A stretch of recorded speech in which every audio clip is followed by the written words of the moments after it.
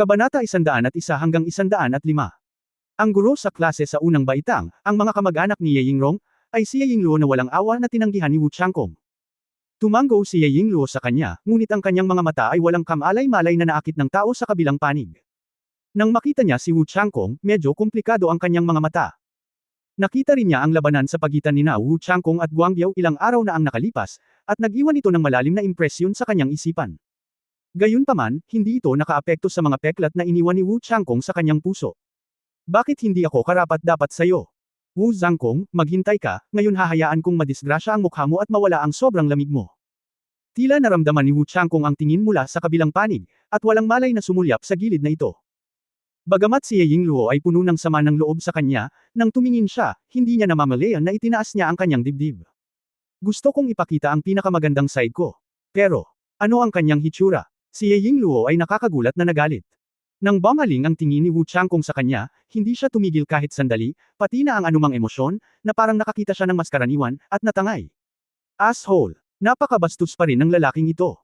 Tiningnan ni Ye Yingluo ang ekspresyon ng mukha ng kanyang kapatid at alam niyang magiging masama ito. Kilalang kilala niya ang kanyang kapatid.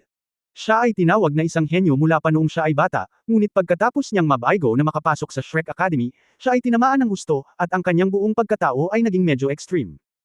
Ito ay tiyak na dahil dito na siya ay magiging kung ano siya ngayon pagkatapos na ipakita ang kanyang pagmamahal kay Wu Changkong at tinanggihan.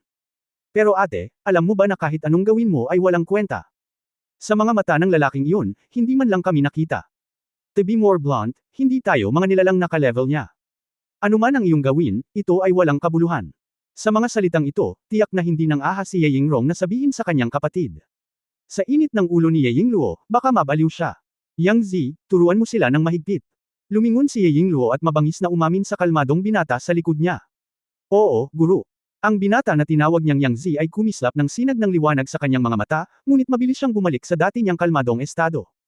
Umakyat na si Dinlong Hengshou sa entablado sa oras na ito. Una siyang tumanggaw sa punong guro ng dalawang klase, at pagkatapos ay sinabi sa isang malalim na boses, dahil sa bagyo, ang laban sa promosyon ay ipinagpaliban.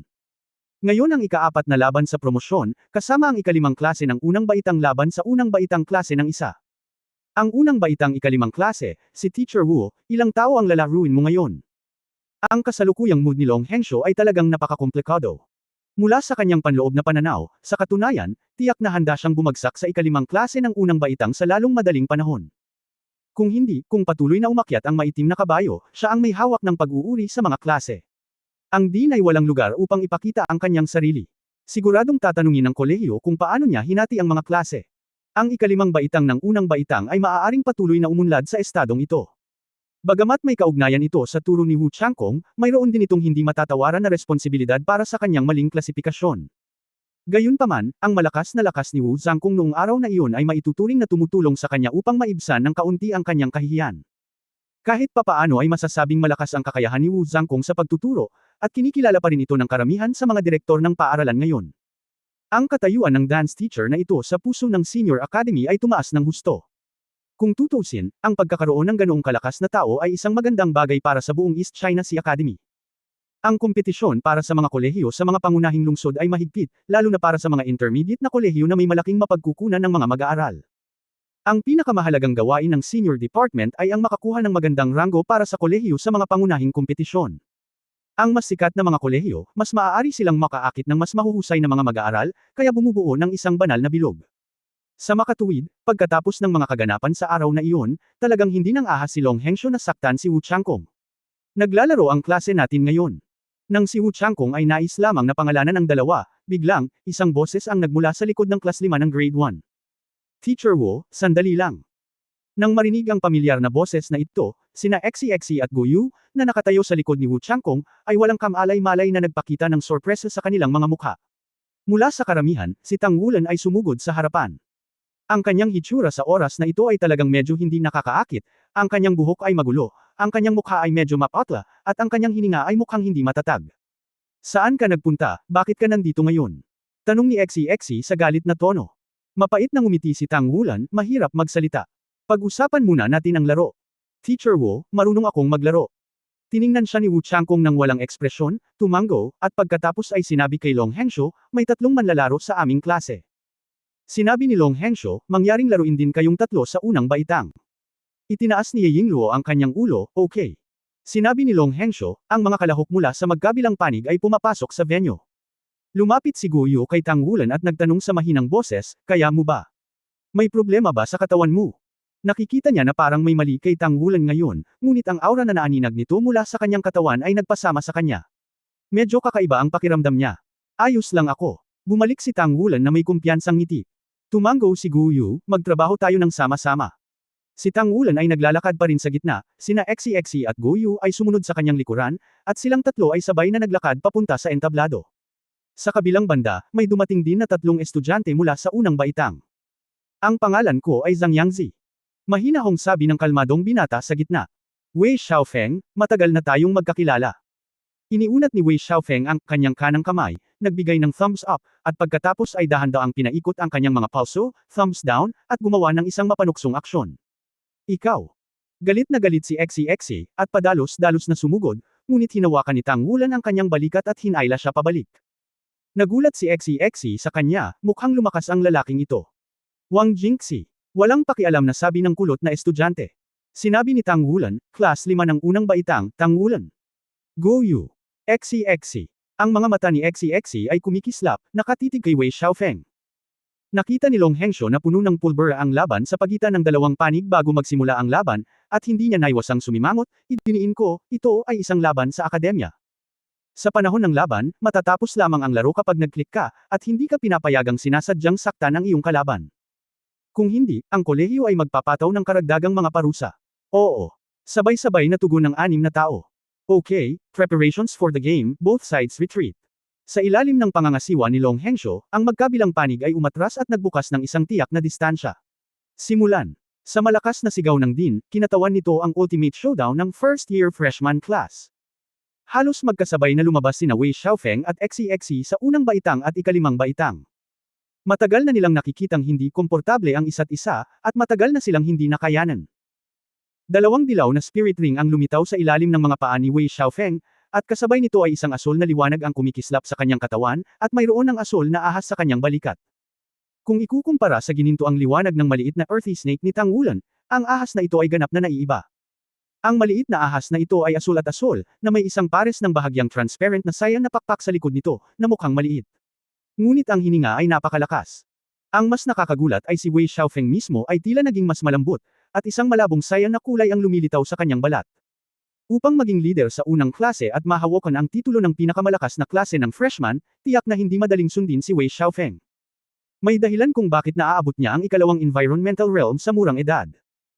Ang kanyang kaluluwa, ang siglo gulang na Blue Shadow Snake, ay natagpuan sa pamamagitan ng paggastos ng hindi mabilang na pagsisikap at pera, at akmang-akmang ito sa kanya, dahil ang kanyang martial soul ay ang Blue Shadow Snake. Matapos pagsamahin ng kaluluwang ito, ang bilis ng kanyang paglilinang ay tumaas. Sa maikling panahon, nalampasan na nito ang proseso mula sa unang singsing hanggang sa pangalawang singsing. Gayunpaman, ang 100 Years Soul Spirit ay makakabit lamang ng 2 Spirit Ring, at pagkatapos na malampasan ang ika-20 na antas, ang bilis ng kanyang pag-akyat ay nagsisimula ng bumaba. Gayunpaman, ang pundasyon na tinulungan ng Qingying Snake Spirit sa kanyang paghiga ay higit na nalampasan niya si Tongji. Si Wei Xiaofeng ay isa ring spirit warrior ng maliksi na uri ng pag-atake, at ang kanyang katawan ay patuloy na umuugoy pakaliwa at kanan sa panahon ng pasulong na tulak, na nagbibigay sa mga tao ng isang ilusyon na pakiramdam. Bagamat ang kanyang ganap na bilis ay hindi kasing bilis ng tila kay Xie, siya ay tila mas nababaluktot at nababago. Gayunpaman, sa sorpresa ni Wei Xiaofeng, salamat sa kanyang mga paa, 2 dilaw na singsing ng espiritu ang naiilawan din. Kasabay ng paglitaw ng 2 spirit ring, ang buong kasikatan ni Xie ay agad na tumaas. Napansin ni Tang Wulan na ang Light Dragon Dagger sa kamay ni Xie ay tila mas maliit kaysa dati, at ang ilaw dito ay naging medyo dim, ngunit ang Light Dragon Dagger ay mukhang mas solid, at ang mga texture dito ay malinaw na. Makikita na naglalabas ito ng aura ng takot. Pangalawang singsing. Mayroon ding pangalawang ring na mag-aaral sa ikalimang klase ng unang baitang. Nakatitig na dito si Long Hensho, nakakalipat lang sa tabi. Kung ikukumpara sa tatlong second ring grade Spirit Master sa unang baitang, ang pangalawang ring sa unang grade 5 ay talagang walang uliran sa kasaysayan ng Donghai College. Naramdaman lang ni Long Hensho ang nag-aapoy na sakit sa kanyang mukha, na parabang sinasampal siya ng malakas. Wu Changkong, kaya mo talaga. Nang makita ang 2 singsing sa ilalim ng paa ni Xie, natuwa din ang mga estudyante sa class 5 ng grade 1. Kumislap ang liwanag at anino, at nagsilapitan ang dalawa. Malamig ang ekspresyon ni Xie, at bumilis muli ang kanyang katawan, naging gintong liwanag, at umalis sa isang arko upang idiin si Wei Xiaofeng. Bago dumating ang mga tao, si Wei Xiaofeng, na ang matalim na aura ay nang-aapi, ay nakaramdam ng pananakit sa buong katawan na para bang siya ay magugunaw. Napakalakas ng espiritong kapangyarihan, sa pinakamaganda, nakalusot lang siya sa ikalawang ring, ngunit nasa 20 segundong antas na siya.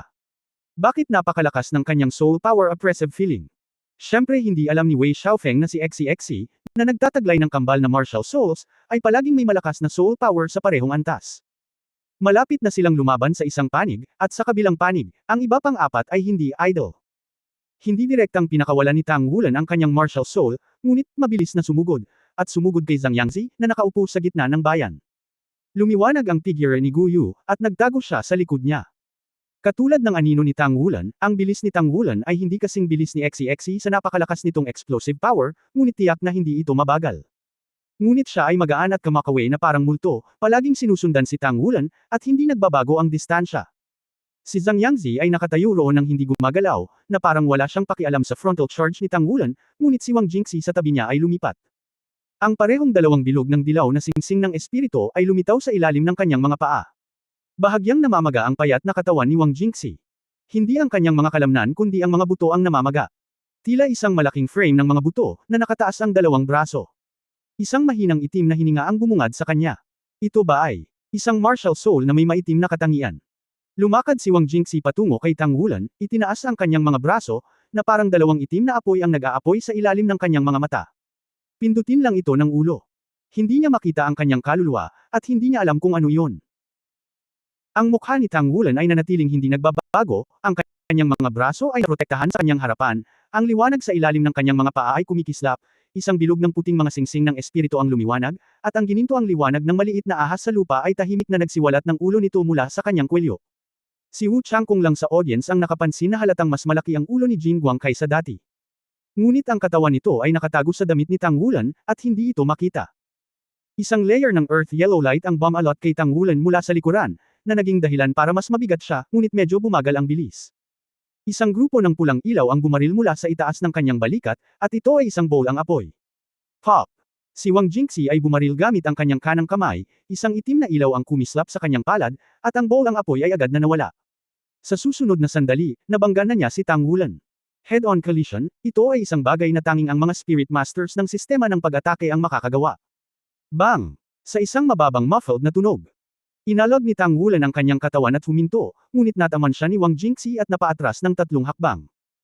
Si Zhang Yangzi, na nakatayo pa rin sa parehong lugar, ay nagpakita ng pagtataka sa unang pagkakataon. Alam na alam niya ang kapangyarihan ni Wang Jingxi.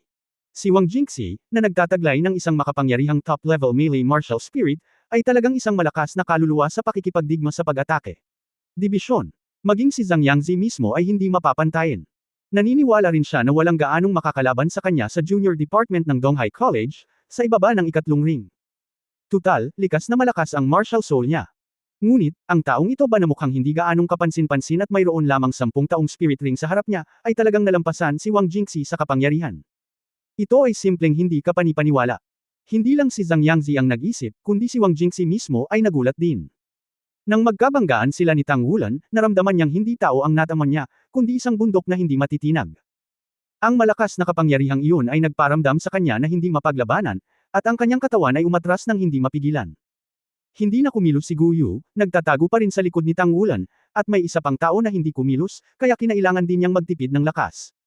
Nang tamaan ni Tang Wulan si Wang Jingxi, tila lumakas ng kaunti ang kakaibang pakiramdam sa puso ni Gu Yu. Sa kabilang banda, nagkita rin sina Xie at Wei Xiaofeng. Naramdaman ng banta ni Xie, ang unang spirit ring ni Wei Xiaofeng ay kumislap, at ang kanyang katawan ay biglang naging ilusyon, at isang serye ng mga after-image ang lumitaw sa kanyang likuran. Bagamat ang mga after-image na ito ay mukhang ilusyon, napalibutan sila ni Wei Xiaofeng. Kapag siya ay nasa paligid, hayaan siyang bigyan ng mga tao ng isang pakiramdam na hindi makilala mula sa tunay. Wei Xiaofeng Martial Spirit Blue Shadow Snake, ang unang spirit ability, Blue Shadow Stack. Ang kay-abangan ni Wei Xiaofeng ay makatwiran. Dahil sa katotohanan na ang kanyang kaluluwa ay ganap na naaayon sa kanyang martial soul, siya ay may mataas na antas ng pagiging tugma sa kanyang kaluluwa, at ang dalawang mga kakayahan ng kaluluwa na kanyang nakuha ay higit pa sa kung ano ang maaaring makuha ng mga pangkaraniwang kaluluwa ng mga unang kaluluwa na kakayahan. Bagamat hindi tunay na clone ang Blue Shadow Stack na ito, maaaring peke ang multo na ginagawa nito. Nagbibigay ng pakiramdam ng ilusyon.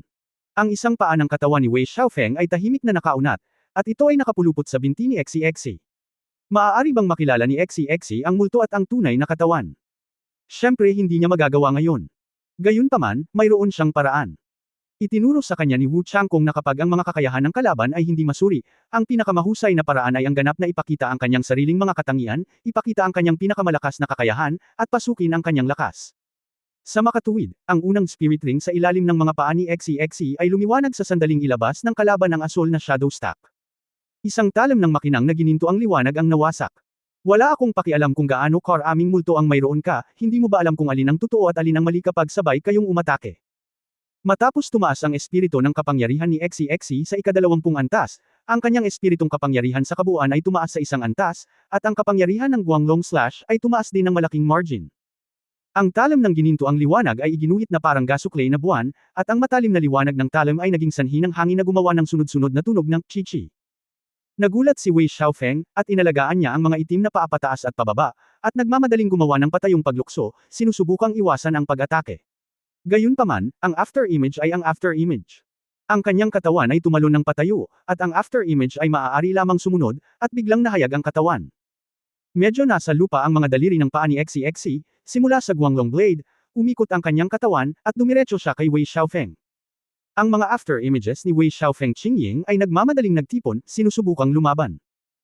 Ngunit ang mga after image na ito ay 10% lamang ng sariling lakas ng pakikipaglaban ni Wei Xiaofeng, at paano nila mapipigilan ang talas ng Light Dragon Dagger, at ang mga ito ay napunit sa ilalim ng pag-atake ni XCX, na itinuturing na nakasira sa espiritu ng kakayahan ni Wei Xiaofeng.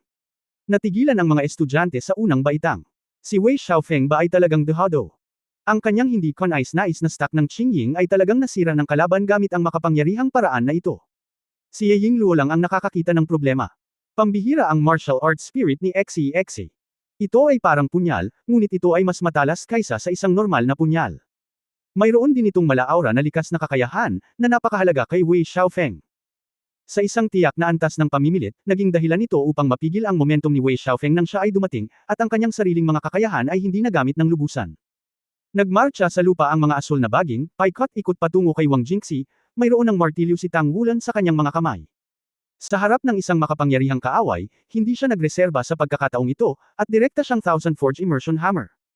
Nakita na niya mula sa banggaan na ang martial spirit ni Wang Jingxi ay dapat na nauugnay sa kanyang sariling mga buto. Kahit anong klaseng martial spirit ka, kaya kong magpanday ng kahit bihirang metal. Hindi ko ba mabali ang buto mo? Umuungol. Galit na galit si Wang Jingxi sa epekto nito kanina, lumiwanag ang unang spirit ring sa ilalim ng kanyang mga paa, at nabitawan ang isang siglong spirit ring, at muling lumitaw ang ilang kakaibang pagbabago sa kanyang katawan. Mabilis na namamaga ang buong kanang braso, lalo na ang parte ng palad. Ang 5 daliri ay naging 4 na daliri, ngunit ang mga ito ay napakakapal, at may mga itim na kuko sa harap. Sa nakakatakot na aura sa kanyang malalaking braso, dumiretso siya kay Tang Wulan at sumugod. Ang asul na pilak na damo ni Tang Wulan ay hindi nakita ng iba. Nagkasalikop ang mga asul na baging, ngunit isang kakaibang eksena ang lumitaw. Ang mga asul na pilak na baging ng damo ni Tang Wulan ay kusang nalaglag pagkatapos nabalot sa katawan ng kalaban. Tila sa sandaling iyon, naging ilusyon ang katawan ni Wang Jingxi. Gusto mo?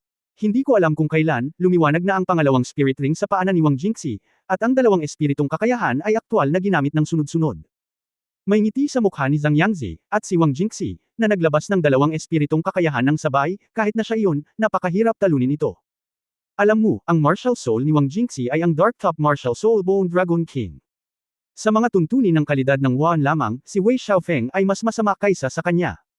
Ang unang espiritu kakayahan, Buto Dragon Claw, ang pangalawang espiritu kakayahan, Buto Kaluluwa Pagbabagong Anyo.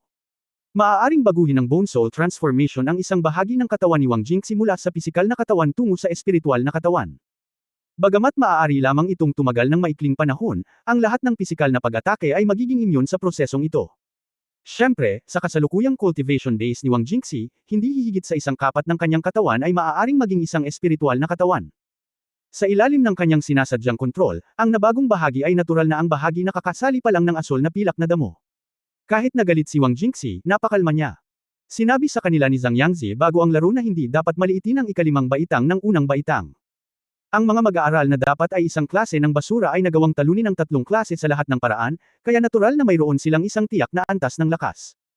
Sa makatuwid, ayon sa kanilang plano sa pakikipaglaban, isa-isang nalutas ni Wei Xiaofeng, at ginawa ni Wang Jingxi ang lahat upang lutasin ang dalawa pa, winalis ni Zhang Yangzi ang larangan ng digmaan. Kung tutuusin, ang kanilang layunin ay hindi ang mga kalaban na ito ng parehong grado, ngunit isang mas mataas na antas, kaya sa larong ito, nilayo nilang itago ang kakayahan ni Yangzi. Walang duda na sa kanilang tatlo, ang tunay na core ay si Zhang Yangzi. Ang malaking Bone Dragon Claw ay umabot sa mukha ni Tang Wulan, at ang Bone Claw ay nabuksan, na kasing laki ng buong katawan ni Tang Wulan. Ang mga kuko ng dragon ng buto ay may maitim at nakakalaso na epekto, at ang mga ito ay napakalakas. Ang sariling lakas nito ay katumbas ng 10 beses kaysa sa sariling mga buto ni Wang Jingxi, at ang lakas nito ay 5 beses. Lalago sa paglaki ni Wang Jingxi.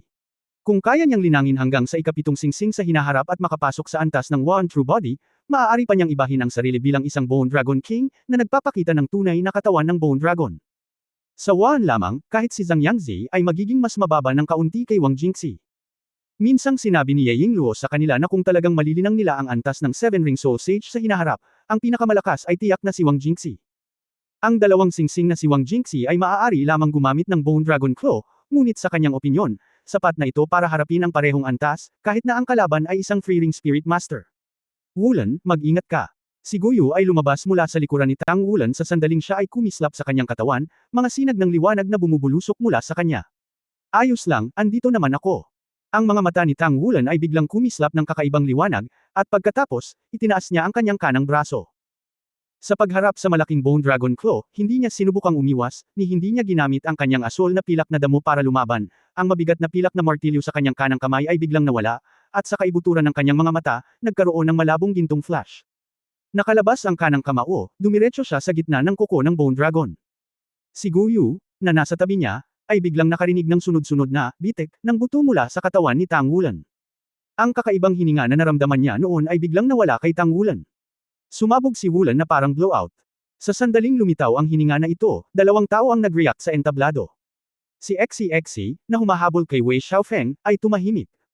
Naramdaman na lang niya ang matinding takot na kumikislap mula sa kaibuturan ng kanyang puso. Hindi lamang bumagal ang bilis, ngunit ang buong tao ay nanginag, at ang kapangyarihan ng espiritu sa kanyang katawan ay naging malinaw na hindi matatag. Ang isa pang reaksyon ay natural na si Wang Jingxi, na nasa tapat ni Tang Wulan. Nagkaroon ng reaksyon kay Xi, at ang aura ni Tang Wulan ay hindi nakatutok sa kanya. Ang damdamin ni Wang Jingxi ay mas malakas kaysa kay Xi. Sa sandaling iyon, naramdaman na lamang ni Wang Jingxi na ang kinakaharap niya ay hindi na isang tao, kundi isang nakakatakot na hayop. Ang kapangyarihan mula sa kanyang bloodline ay biglang naging isang pagkaalipin, at ang malakas na puwersa ay naging isang malakas na pakiramdam ng panginginig. Ang orihinal na Bone Dragon Claws ay hindi bababa sa 2 beses na mas mabagal. Pagkatapos ay pinanood niya, iniunat ni Tang Wulan ang kanyang kanang kamay at hinawakan ang isang daliri ng kanyang kuko ng Bone Dragon. Isang malaking puwersa ang dumating at direktang itinapon siya. Paano kaya ito? Nang itapon si Wang Jingxi, kahit na ang ibang mga mag-aaral na nag-aaway sa entablado, ang mga manunood at ang mga guro sa mga manunood, lahat sila ay mukhang tulala. Naghanda na si Long Hengshou na pigilan si Tang Wulan, baka masaktan ng gusto ng Bone Dragon Claw si Tang Wulan. Ngunit nang siya ay sumugod na sa gilid na ito ay isang biglaang pagbabago. Ang Bone Dragon Claws ni Wang Jingxi ay hindi maipaliwanag na nahuhuli, at sa sumunod na sandali, ito ay naging isang human cannonball. Tanging si Guyu, na nasa tabi ni Tang Wulan, ang nakakita na ang kanang kamay ni Tang Wulan ay ganap na naging ginto sa sandaling iyon, at ang kanyang mga mata ay mapurol din. Ang ganoong uri ng paghinga, ang uri ng kapangyarihan, ay tila. Sa kaibuturan ng kanyang magagandang mata, may hindi maipaliwanag na pagkagulat at pagkagulat. Siya rin ay nagkaroon ng parehong mga iniisip tulad ng iba, paano ito posible? Gayunpaman, paano siya magiging kakaiba sa iba? Bang! Hamamplat si Wang Jingxi sa di kalayuan, binasag, ngunit nawala ang malakas na panginginig. Si Wei Xiaofeng ang pinakamaswerteng isa. Malapit na siyang maging malapit kay Xi bago pa man siya magkaroon ng oras na gawin ang kanyang pangalawang espiritong kakayahan. Gayunpaman, ang hindi maipaliwanag na pagkaantala ni Xi ay nagbigay sa kanya ng pagkakataon na mabilis na umalis sa larangan ng digmaan at mabilis na lumipat patungo kay Zhang Yangzi. Ang mga direksyon ay nagtatagpo sa nakaraan. Ikinuyom ni Tang Wulan ang kanyang kanang kamao, kumislap ang kanyang mga mata sa tuwa at kumpiyansa, sigurado. Nang walang paghinto, ang kanyang kaliwang kamay na Thousand Forging Heavy Silver Hammer ay inihagis kay Zhang Yangzi, at isang asul na pilak na damo ang tahimik na nakabalot sa spiral texture ng hammer handle. Ang mabigat na pilak na martilyo ay gumawa ng isang malupit na tunog ng pagsipol, at ang susunod na sandali ay dumating. Sa harap ni Zhang Yangzi. Kasabay nito, isang asul na liwanag ang lumitaw sa tabi ni Zhang Yangzi nang walang babala. Naramdaman na lang niyang nanikip ang katawan niya at hindi siya makagalaw. Nakatali ng hangin. Ito ay mula sa kontrol ni Guo Yu sa Wind Attribute Energy. Ang kanyang pagpigil at ang Thousand Forging Immersion Silver Hammer ni Tang Wulen ay tumugma ng tama. Nagkataon na gustong umiwas ni Zhang Yangzi, ngunit bago niya ginawa ang pagkilos ng pag-iwas. Nang makita iyon, hindi maiiwasan ang libong peking mabigat na pilak na martilyo na tumitimbang ng ilang daang jin. Kinuha na ni Tang Wulen ang asul na pilak na damo. Kung talagang hindi ito mapaglabanan ni Zhang Yangzi, mababawi niya ang kanyang lakas sa huling sandali. Pagkatapos ng lahat, ito ay isang laro lamang. Isang dampi ng pagkagulat ang sumilay sa mga mata ni Zhang Yangzi, ngunit hindi siya nataranta. Dalawang bilog ng mga singsing ng espiritu ang mabilis na lumiwanag sa ilalim ng kanyang mga paa, at pagkatapos, isang malakas na agila ang tumunog mula sa kanyang bibig, at niyanig niya ang kanyang katawan. Halos gumuho ang elemento ng hangin sa kanyang katawan, at tama lang ang isang mad-ulash na hakbang sa ilalim ng kanyang mga paa. Napalaya mula sa pag-atake ng Thousand Forging Immersion Silver Hammer ni Tang Wulen. Ang espiritu ay pinakawalan, at isang itim na anino ang lumipad mula sa likuran ni Zhang Yangzi. Kasabay nito, ang isang bangkos ng mga pakpak na kumikinang na may mapusyaw na itim na halo ay kumalat sa kanyang likuran. Lumilipad one. Ang mga pakpak ni Zhang Yangzi ay pumutok sa kanyang likuran, at ang lumipad sa itaas ng kanyang ulo ay isang maitim na agila na may isang pares ng kakaibang kulay ube na mga mata. Ang agila ay hindi gaanong malaki, ngunit ang kanyang matalas na mga mata ay puno ng kinang. Hindi naglunsad ng pag-atake si Zhang Yangzi kay Tang Wulen. Sa tulong ng mga pakpak sa likod niya, siya ay nasa bilis na mas mabilis kaysa kay Xi, at agad na pumunta sa gilid ng Green Shadow Snake Spirit Master na si Wei Xiaofeng. Ang unang singsing ng espiritu sa ilalim ng kanyang mga paa ay nagniningning, at ang kanyang mga pakpak ay biglang lumaki. Naging itim ito sa loob ng radius na 10 metro, na sumasakop sa parehong Xi at Wei Xiaofeng. Ito ay nakikita na ito ay isang lumilipad na espiritu, ang unang bagay na naiisip ay ang maliksi na espiritong pinuno ng pakikidigma, ngunit ang ipinakita ni Zhang Yangzi ay isang kahangahangang field control spirit skill. Hindi kaya isa siyang Control War Soul Master. Bumangon din si Bone Dragon King Soul Master Wang Jingxi sa oras na ito at umalis sa paligid ng katawan ni Tang Wulen, at nawala ang nanginginig na takot. Siya at si Zhang Yangzi ay magkakilala mula noong sila ay bata pa, at kahit na sila ay medyo hindi maipaliwanag sa oras na ito, sila ay tumakbo din patungo sa itim na lugar sa unang pagkakataon. Hindi maganda. Xi. Sumigaw si Tang Wulen, tinapik ang kanyang mga daliri sa paa, at dumiretso sa itim na lugar. Ang Thousand Forged Immersion Silver Hammer ay binawi, ngunit ang Blue Silver Grass ay bumukas sa isang malaking lugar, na tinakpan ito patungo sa gilid na iyon. Isang cyan light ang lumitaw sa ilalim ng kanyang mga paa, gamaan ang katawan ni Tang Wulen, at medyo lumakas ang kanyang bilis. Pagkatapos, biglang lumitaw ang isang gintong liwanag sa itaas ng itim na liwanag. Ang gintong liwanag ay kumislap, ang itim na bahagi ay halatang kumupas, at ang apat na figure sa loob nito ay malabo na nakikita. Maliwanag na katangian. Nagulat muli si Ye Yingluo sa audience. Maging ang dalawang singsing ni Xi ay hindi siya gaanong nagulat. Ano nga ba ang Wan para sa batang babae sa Class 5 ng unang baitang? Mula sa simula ng laro hanggang sa kasalukuyan, gumamit siya ng Wind Element Control, Fire Element Control at Light Element Control ayon sa pagkakabanggit. Kaya ba niyang kontrolin ang tatlong elemento? Ito ay masyadong hindi kapanipaniwala. Gayunpaman, ito ay walang silbi. Kinubkob ang tatlo, hindi kaya hindi madadala si Xi. Gayunpaman, ang nakakagulat ay sa kombinasyon ni Zhang Yangzi, Wang Jingxi at Wei Xiaofeng, na bigulang silang manalo kay Xi sa maikling panahon na ito. Isang grupo ng gininto ang liwanag ang sumisikat mula sa itim na lugar halos kasabay ng pagkinang ng gintong liwanag sa kalangitan. Malinaw na makikita na ito ay isang grupo ng ginto sa mabilis na pag-ikot, at ang itim na bahagi ay patuloy na nakangiti habang ito ay umiikot. At may sunod-sunod na tunog ng pagbagsak. Ang pangalawang espiritong kakayahan ni Xi, Light Dragon Storm. Oo, ito ang pinakabagong makapangyarihang kakayahan ng kaluluwa ni Xi matapos masira ang dalawang singsing. Gamit ang kanyang katawan bilang akses, itinutulak niya ang magaan na sandang ng dragon sa mabilis na pag-ikot, upang ang talas ng liwanag na sandang ng dragon ay umiikot sa kanyang katawan na parang bagyo, na pinagsasama ang opensa at depensa. Dahil sa makapangyarihang espiritong kakayahan na ito, hindi siya direktang bumagsak sa ilalim ng pagkubkob ng trio ni Zhang Yangzi. Dumating na si Tang Wulen, at muling kumaway ang kanyang kanang kamay. Gayunpaman, apektado pa rin sina Xi at Wang Jingxi sa pagkakataong ito. Ang magaan na Dragon Storm ni Xi ay halatang tumigil saglit, at si Wang Jingxi ay lalong hindi nakayanan, at ang kanyang katawan ay naging matigas muli. Dumagsa ang asul na pilak na damo, at dumiretso sa kanilang tatlo para balutin. Kasabay nito, ang Thousand Forging Immersion Hammer ni Tang Wulan sa kanyang kaliwang kamay ay tahasang hinampas si Wang Jingxi. Si Zhang Yangzi ay maliksi, ngunit si Wang Jingxi ay nasa matigas na kalagayan ngayon. Upang malutas ang isa, ang larong ito ay magiging mas madali.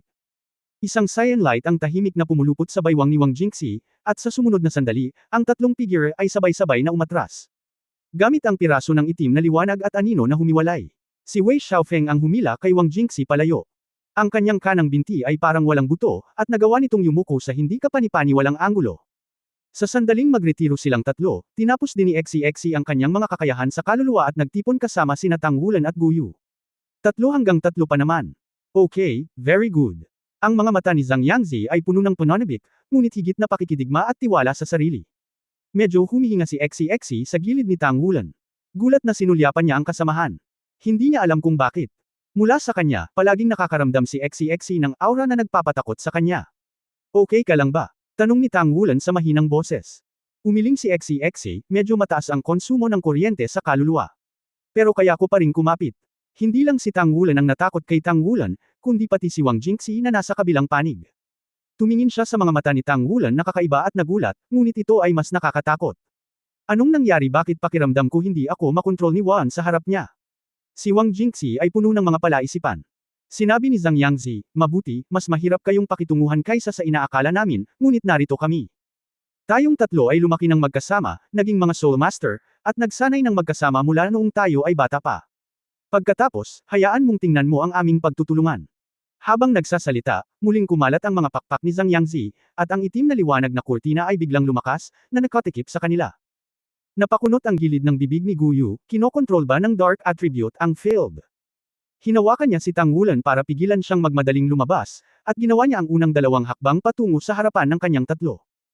Ang dilaw na halo sa ilalim ng kanyang mga paa ay kumikinang, at sa sandaling ito, nagliwanag ang mga mata ni Guyu. Isang malabong pilak ang kumislap mula sa kaibuturan ng kanyang mga mata, ang kanyang kanang kamay ay nakataas, at isang matusok na gininto ang liwanag ang biglang sumibol mula sa kanyang palad, na parang may hawak na isang maliit na araw, at ang malakas na liwanag na aura ay lumabas lamang sa kanyang palad. Sumabog siya. Ang takot sa puso ni XCXC ay nawala sa isang iglap sa ilalim ng liwanag na elemento ni Guyu. Ang kanyang buong katawan ay mainit at hindi komportable, at maging ang kapangyarihan ng kaluluwa na kanyang natupok ay unti-unting bumabawi. Ang Light Dragon Dagger ni XCXC ay isang maliwanag na katangian, habang ang Shadow Dragon Dagger ay isang pag-iral na may mga special na katangian. Pangunahing may maliliwanag na katangian.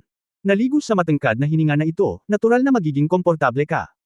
Ang madilim na kalangitan ni Zhang Yangzi ay naapektuhan ng elemento ng liwanag, at biglang nagsimulang hamina, at ang tatlong figure sa loob ay nagbabadya. Ang naglalagablab na pulang ilaw ay nagninggas mula sa katawan ni Guyu kaagad pagkatapos, at isang malakas na gininto ang pulang apoy ang nag-apoy mula sa paligid ng kanyang katawan. Elemental na kombinasyon. Napatingin si Yeying Luo sa batang babae na may iisang spirit ring sa entablado dahil sa gulat, henyo, ito ay isang ganap na henyo. Kahit na hindi niya alam kung ano ang kanyang martial arts at spirit ability, nagawa niyang pagsamahin ang 2 elemento ng liwanag at apoy. Sa murang edad, hindi sapat ang salitang henyo para ilarawan ang kanyang kahusayan. Sa sandaling malapit na ang madilim na kalangitan sa gininto ang pulang apoy, ito ay kumupas na parang yelo at nyebe, at imposibleng humakbang papalapit. Sa sandaling ito, isang malaking bone dragon claw ang bumaril mula sa madilim na kalangitan, at dumiretso kay Guyu at nahulog. At sinamahan ng mga kuko ng bone dragon na lumilitaw sa parehong oras, mayroon ding isang bilang ng mga asol na ahas, sa kabuuan ay 6. Kinagat ni Exi. Kagat ng berdeng anino. Ang pangalawang espiritong kakayahan ni Wei Xiaofeng. Hinayla ng isang asol gintong baging, ang katawan ni Guyu ay tumalikod, at ang gininto ang pulang ilaw ay nakakabit sa kanilang tatlo ng sabay-sabay, na naging maskara. Nakaharang pa rin sa madilim na langit ay hindi makalapit.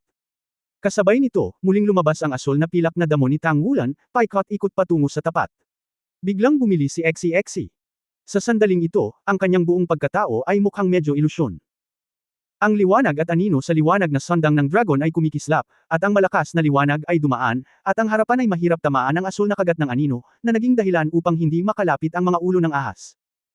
Hinayla ni Tang Wulan si Guyu at inakay ito sa likuran niya, at binati niya muli ang kuko ng bone dragon, tinamaan ng martilyo ang ulo ng ahas gamit ang kaliwang kamay, at naging ginto gamit ang kanang kamay, at hinawakan ito patungo sa bone dragon claw. Ang mga kuko ng bone dragon ay mabangis na umatras, at isang itim na figure ang biglang lumitaw sa harap ni Tang Wulan. Ang dual attribute light ng liwanag at apoy ay bumangga sa itim na liwanag sa kanyang katawan, na pumutok sa tunog ng tubig na bumubulusok sa kumukulong mantika. Ang kanang kamay ni Wulan ay direktang sumabog sa dibdib ni Tang Wulan gamit ang isang suntok. Ang itim na anino na ito ay biglang dumating na si Tang Wulan mismo ay hindi makapag-react kahit kaunti. Sa mga tuntunin ng bilis at aktwal na kasanayan sa pakikipaglaban, mas masahol pa siya kaysa kay Xe. Ang itim na anino ay umiwas sa asul na pilak na damo sa lupa ng napakatuso.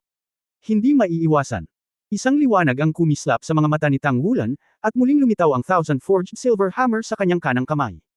Dahil hindi niya ito maiiwasan, hindi niya ito iiwasan. Ang sledgehammer ay direktang nabasag sa anino, at ang kaaway ay maliligtas. Puff! Gumalaw ang kamao ni Sombra sa katawan ni Tang Wulan, at nilagpasan siya ng mabigat na pilak na martilyo ni Tang Wulan. Ang nakakaramdam ng kakaiba kay Tang Wulan ay nasa ilalim ng kanyang martilyo, ang itim na anino ay nalaglag at nawala sa itim na sinag ng liwanag. Isang ginaw ang sumalakay sa kanyang katawan at mabilis na gumala patungo sa mga paa. Pagbukas niya, kinilig siya. Hindi, na-recruit ako. Shadow Clone, ang pangalawang espiritong kakayahan ni Zhang Yangze. Ilabas ang isang clone na may 50% ng kapangyarihan nito, at ang taong tinamaan ng pag-atake ay maaapektuhan ng pagguho ng kadiliman, ang kapangyarihan ng kaluluwa ay patuloy na matutunaw, at ang katawan ay maaagnas. Sa sandaling ito, ang asul na pilak na damo ni Tang Wulan ay tuluyang nakapasok sa itim na ambon. Napabuntong hininga si Tang Wulan, nilabanan ang discomfort sa kanyang katawan, at biglang naglabas ng kanyang espiritong kapangyarihan. Biglang umindayog ang asul na pilak na damo, lumilipad sa madilim na liwanag na kurtina. Hindi gusot, ngunit, ang asul na pilak ay parang letigo. Ang tila malambot na asul na pilak na damo ay biglang naging matigas sa sandaling ito, na sumasakop sa buong madilim na kalangitan, at humahampas sa loob. Nabunot man ang mga nakuhang kuko ng dragon na buto, lahat sila ay itinabi.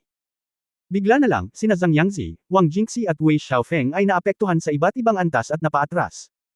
Sino ang mag-aakala na ang tila pinakamahinang blue-silver grass na ito, na mayroon lamang 10 taon ng spirit ring, ay magpapasabog ng ganoong kapangyarihan? Bahagyang nakahinga si Zhang Yangzi dahil sa matagumpay na pag-atake kay Tang Wulan. Sinampal siya ng asul na pilak na damo sa kanyang katawan, at ito ay napakainit at masakit. Si Wei Xiaofeng, na kumokontrol sa Qing Yingjian, ay naapektuhan din, at ang kanyang mga kasanayan ay nag-ambala. Si Wang Jingxi ay nasa pinakamagandang kondisyon na may malakas na katawan, ngunit ang asul na pilak na damo na tumama sa kanya ay nagpang-inig pa rin sa kanyang katawan at kailangan niyang umatras. Wulan, kamusta? Inilagay ni Guyu ang isang kamay sa likod ni Tang Wulan, at ang malambot na liwanag na katangian ng espiritong kapangyarihan ay tumagos sa kanyang katawan, na nagpagaan ng pakiramdam ni Tang Wulan sa mga bug zone ng init. Ayos lang. Huminga ng malalim si Tang Wulan. Bagamat may tuloy-tuloy na panginginig sa kanyang katawan, at may konting colic, ano ito kumpara noong mga nakaraang araw? Kung masakit noon, at pinakamahusay, ito ay ang parehong uri ng sakit sa tiyan kapag ako ay natatae. Tumingin si Zhang Yangzi kay Tang Wulan na may pagtataka sa kanyang mukha sa unang pagkakataon. Siya ay tinamaan ng kanyang shadow clone, at ang kanyang cultivation base ay hindi kasing husay ng kanyang sarili. Kaya niyang tumayo at tumayo, ano ang sitwasyon? Kayong mga lalaki, pumunta sa kamatayan. Biglang sumigaw si Guyu, hinawakan ito ni Tang Wulan, at mabilis siyang lumabas. Isang cyan light ang bumungad sa kanyang katawan, biglang bumilis ang kanyang takbo, sabay wave ng kanyang mga kamay. Ang mga bola ng apoy at mga cone ng yelo ay biglang bumaril sa kalangitan at lumipad patungo sa direksyon ng hangin nilang tatlo. Kasabay nito, ang asul na ilaw sa katawan ni Guyu ay nagsimulang lumakas, at ang kanyang mga mata ay naging mas maliwanag at mas maliwanag. Matapos sumabog ang unang round ng mga bowl ang apoy, ang kanyang mga kamay ay naging ganap na asul na yelo, at ang mga ice cone ay nabasag sa hangin, at pagkatapos ay nagsanib sa asul na liwanag. Ang pag-ungol ng mapanglo na hangin ay tila bumalik sa hangin sa loob ng ilang araw ang mga guro at estudyanteng nanood ng laro. Nagkaroon ng yelo sa hangin, at sa loob lamang ng 10 taon, ito ay naging haligi ng hangin na may taas na 5 metro at 1 metro ang diametro at tumangay patungo sa 3 ni Zhang Yangzi. Ang temperatura sa yugto ng kompetisyon ay bumagsak ng husto, at sa bug zone ng hangin, ang mga piraso ng dinurog na yelo ay pumutol sa hangin na parang matalim na talam, na naglalabas ng malupit na ingay. Nagbago ang lahat ng 3 kutis ni Zhang Yangzi, si Wang Jingxi ang nagkusa na tumayo sa harapan, at ang dalawa pa ay naglabas din ng kanilang sariling mga katawan na nagpo-protekta sa kaluluwa. Umiwas. Ang daloy ng hangin sa buong platform ng kompetisyon ay tila kinokontrol ng haligi ng hangin na ito, na hinihila ang kanilang mga katawan, at ang bilis ay bumaba ng hindi bababa sa kalahati, at walang paraan upang makatakas sa saklaw ng buhawi. Si Long Hengshou ay mukhang tanga sa entablado, ito ba? Ito ba ay isang espiritong kakayahan na maaaring palabisan ng isang singsing ng mga Panginoon ng Espiritu? Maaari bang wala sa antas na ito ang mga kasanayang pang-spirit ring ng 3 ring na Panginoon ng Espiritu? Bagyo ng Nyebe. Ang kombinasyon ng yelo at hangin. Sa 3 sa 5 klase ng unang baitang, ang pinakamalakas ay hindi si Xe, na may pinakamataas na soul power cultivation at may kambal na espiritu, ngunit si Guyu. Sa nakaraang laro, hindi pa talaga naipakita ni Guyu ang kanyang sariling lakas. Ngayon, si Tang Wulan ay nasugatan ng kalaban. Noon lamang siya galit na pinakawalan ng isa sa kanyang pinakamakapangyarihang paraan ng pag-atake. Gayunpaman, nang palabasin ang snowstorm, ang maliit na mukha ni Guyu ay namutla din, at ang kanyang katawan ay nanginginig. Sa kabutihang palad, hinawakan siya ni Tang Wulan para pigilan siyang mahulog. Ang pagbagsak ay patuloy na tumunog mula sa bagyo ng yelo, at ang malakas na bagyo ay pinunit ang katawan ng tatlong estudyante sa unang baitang ng klase. Malabo kong nakikita na may mga sinag ng liwanag na patuloy na nagniningning dito, ibig sabihin ay maaari pa silang umasa sa sarili nilang martial arts para suportahan. Hinawakan ni Xe ang Light Dragon Dagger sa kanyang kamay, ang kanyang mga mata ay kumikislap. Matagal na niyang kinain ang pagkawala ng snowstorm, at naiintindihan niya kung gaano kalakas ang snowstorm na ito ni Guyu. Bilang isang War Spirit Master ng sensitibong uri ng pag-atake, kahit na naabot na niya ang pangalawang Environment Realm ngayon, kahit na mayroon siyang kambal na espiritu, na nakaharap sa bagyo ng yelo, hindi niya pa rin siya mapigilan. Kung nais mong harapin ang trick na ito, dapat mong hulaan ng maaga, at posible na tumakbo sa malayo. Kahit na madalas makipag-away kay Guyu, hinahangaan pa rin ni Xe ang lakas ni Guyu. Ang bagyo ng yelo at nyebe ay tumagal ng higit sa 10 segundo bago ito unti-unting nawala, at maging ang temperatura sa paligid ng platform ng kompetisyon ay bumaba ng husto. Unti-unting lumitaw ang figure ng tatlong Zangyangzi. Si Wang Jingxi, na nasa itaas, ay naging isang guhit na tela na uniforme sa kanyang katawan, na natatakpan ng mga pinong sugat. Sa wakas ay tinakpan na niya ang kanyang mukha gamit ang kanyang mga braso. Para naman sa disorganized. Nasa mas mabuting kalagayan sina Zangyangzi at Wei Xiaofeng, ngunit mapatla din ang kanilang mga mukha. Upang labanan ang kakayahan ng espiritu na ito, ang kanilang pagkonsumo ng kapangyarihan ng espiritu ay napakalaki. Nagbago ang mga mata ng mga estudyante sa lahat ng baitang sa junior division na nanunood kay Guyu. Freshman ba talaga ito sa unang baitang? Gaano siya katatag sa hinaharap? Hinawakan ni Xe ang Light Dragon Dagger at hakbang-hakbang na naglakad patungo sa kalaban, sumuko ka. Nakikita ng lahat na ang kapangyarihan ng espiritu ng tatlong Zangyangzi ay nakakonsumo ng higit sa kalahati, at lahat sila ay nagdusa ng mga pinsala sa iba't ibang antas. Lumabas din si Long Hengshou, handa na siyang tapusin ang laro. Ayaw man niyang aminin, masyadong malakas ang lakas ng dalaga sa Class 5 ng unang baitang. Sa wakas ay naunawaan niya kung bakit ang kay-abangan ni Wu Zhangkong sa simula ay talagang handang makiusap sa kanya para sa paglipat na ito. Siya ay isang utak ng baboy. Hindi pa tayo talo. Matalim pa rin ang mga mata ni Zangyangzi, at ang mga salitang ito ay halos lumabas sa kanyang mga ngipin. Sinulyapan siya ni Wei Xiaofeng, at nag-aalangan na sinabi, talaga rin. Binigyan siya ni Zangyangzi ng masamang tingin, hindi tayo matatalo. Jinshi, halika. Biglang umayos si Wang Jingxi, at nagpakawala ng dagandong sa langit, at ang itim na agos ng hangin sa kanyang katawan ay muling lumakas. Ang mga mata ni Xe ay kumislap ng isang dampi ng pagiging mapaglaro, sa kanilang kasalukuyang estado, maaari ba nilang baligtarin ang langit? Sa isang flash ng figure, una siyang sumugod patungo kay Zangyangzi. Siyempre nakikita niya na si Zangyangzi ang core ng 3 taong ito. Ngunit sa sandaling ito, isang itim na liwanag at anino ang biglang bumagsak mula sa langit, at isang itim na liwanag ang lumabas sa bibig nito, na hamarang sa epekto ng salamat, na nagpapurol sa kanyang figure. Pagkatapos ay nagulat si Xe nang makitang si Zangyangzi ay sumakay na sa likod ni Wang Jingxi, at ibinuko niya ang kanyang mga braso mula sa likuran at niyakap ang baywang ni Wang Jingxi. Halos magkasabay na tumunog ang malalim na dagandong ng dragon at ang malakas na huni ng agila, at ang mga katawan ni Zangyangzi at Wang Jingxi ay naging itim ng sabay, at pagkatapos, sa hindi inaasahang pagkakataon ay nagsanib na kakaiba. Ang katawan ni Zangyangzi ay naging itim na liwanag, at tahimik na sumanib sa katawan ni Wang Jingxi. Ang kumpol ng mga magaan na pakpak sa likod niya ay mabilis na naging mas malaki at naging mga pakpak ni Wang Jingxi. Ang katawan ni Wang Jingxi ay nagsimulang bumukol at lumaki, isang malaking buntot na nakausli mula sa likod ng kanyang balakang, at ang kanyang kaliwang braso ay naging mga kuko ng dragon ng buto tulad ng kanyang kanang braso, at ang kanyang hininga ay pumailan lang. Umalis ka na.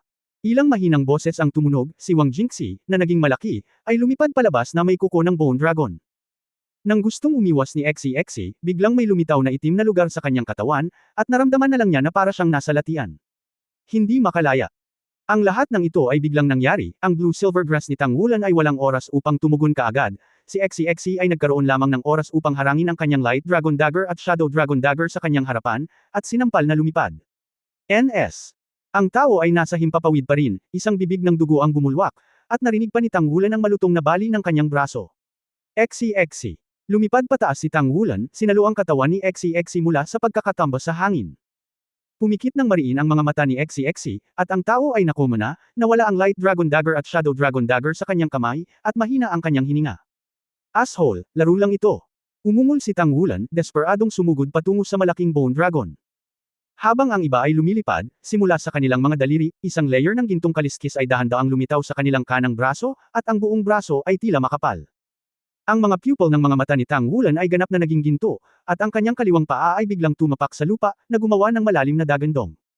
Ang kanyang mga tao ay parang mga bola ng kanyan, na lumilipad ng diretso sa may mutated na si Wang Jingxi. Malaki ang pinagbago ng katawan ni Wang Jingxi kumpara sa dati. With a flap of her wings behind her, medyo lumipad pataas ang kanyang 2 metrong taas na katawan. Sa isang pitik ng kanyang katawan, ang mahabang buntot sa likod niya ay dumiretso patungo kay Tang Wulan. Ibinuko ni Tang Wulan ang kanyang bibig at naglabas ng itim na hininga, ang kanyang kanang palad ay biglang lumaki, ang kanyang mga daliri ay humahaba, at ang mga ginintoang kuko ay mabilis na tumusok, na nagiging hugis Dragon Claw. Ngunit hindi tulad ng Bone Dragon Claws ni Wang Jingxi, ang kanyang Dragon Claws ay 5. Pop! Ang mga kuko ng ginintoang dragon ni Tang Wulan ay tumama sa buntot ng Bone Dragon na nagpaikot-ikot sa hangin. Natama ng katawan ni Tang Wulan, ngunit may kislap din ng gintong liwanag sa buntot ng Bone Dragon. Si Tang Wulan ay pumulupot sa hangin at nagpagulong-gulong. Ilang asol na pilak na damo ang nakabalot sa katawan ng Bone Dragon ni Wang Jingxi. Sa tulong ng puwersa ng paghila ng asol na pilak na damo, hinayla niyang muli ang sarili, at nahulog ang mga kuko ng gintong dragon, na humarap kay Wang Jingxi upang kunin ito. Ang 2 Bone Dragon Claws ni Wang Jingxi ay sumarap patungo sa gitna, at sabay nilang tinapik si Tang Wulan. Ngunit sa sandaling ito, biglang narinig ni Tang Wulan ang isang malakas na pag-awit ng dragon. End of this chapter.